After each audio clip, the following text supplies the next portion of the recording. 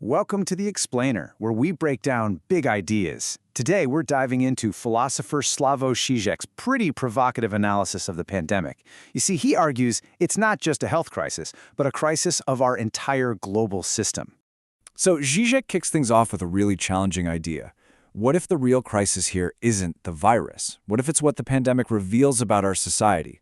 All the cracks and conflicts that were already there, just bubbling under the surface. And this situation, he says, gives us a choice. But we're not talking about masks or lockdowns. No, this is something much, much deeper. It's a choice about how we're going to see reality itself. So you can take the blue pill. You can just believe this is all temporary and desperately try to get back to the old normal. Or you can take the red pill and confront what the pandemic has really exposed about our world. Okay, let's dive into this. So what's the first thing we see when we take that red pill? Well, Žižek says the pandemic acts like a kind of social X-ray. It exposes these deep fractures that were there all along, hiding in plain sight. I mean, we've all heard it, right? That comforting line, we're all in the same boat. But Žižek argues this is a seriously dangerous myth. He says, we are not in the same boat, and in fact, the pandemic has made our existing class divisions just explode. And this points to a really specific group that Žižek wants to highlight. A new working class. They were always there, but the crisis suddenly made them starkly, unavoidably visible.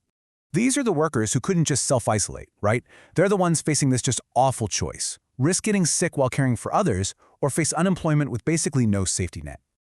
All right, so as we go deeper, the next thing that Red Pill shows us is a powerful critique of our own desires, specifically that desperate, all-consuming wish to just get back to normal.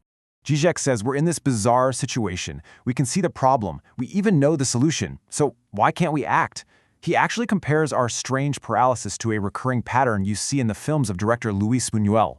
And this really illustrates the weird state we're in. It's like in those Buñuel films where characters want to do something simple, like leave a room, but for some inexplicable reason, they just can't. For us, we know we need global cooperation, but some mysterious force seems to be stopping us from actually doing it. So here's the crucial point. For Žižek, demanding a return to the old normal isn't just nostalgia. It's a kind of collective madness. He calls it a psychotic gesture, a fundamental refusal to accept the reality of the crisis and the changes it's forcing on us.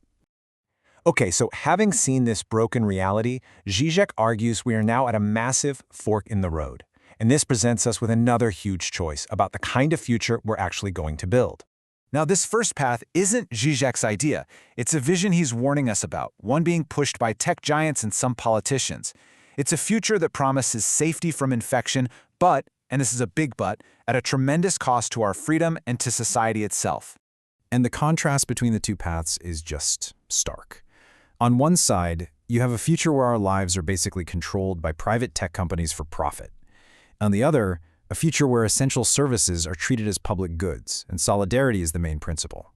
And this is what that no-touch world really looks like. It's a world that makes that new working class even more invisible, even more exploited, while the privileged few get to live in these isolated, digitally controlled bubbles. So, if that's the dystopian path, what's Žižek's alternative? Well, he argues it's something that is, believe it or not, actually quite simple, but at the same time, incredibly difficult to achieve.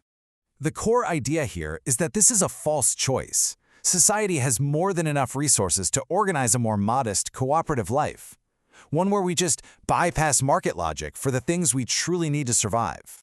So Žižek is calling for a radical reprioritization. It's like, forget endless growth for a second. The focus should be on what we actually need to function as a collective. It's about mobilizing our resources directly for things like healthcare and food, totally outside of the market.